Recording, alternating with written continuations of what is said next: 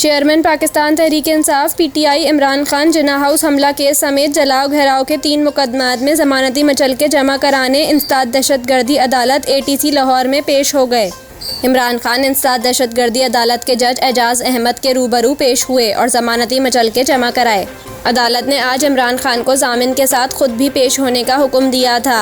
अदालत ने 9 मई वाक़यात के मुकदमात में इमरान खान की 2 जून की अबूरी जमानत मंजूर कर रखी है। अदालत ने इमरान खान को तीनों मुकदमात में 1-1 लाख रुपए मचलका जमा कराने की हिदायत की थी। इमरान खान मचलके जमा कराने के बाद अदालत से रवाना हो गए। इमरान खान के खिलाफ लाहौर के मुख्तलिफ थानों में जिन्ना हाउस हमला, अस्करी टावर हमला और जलाओ घेराव के 3 मुकदमात दर्ज हैं।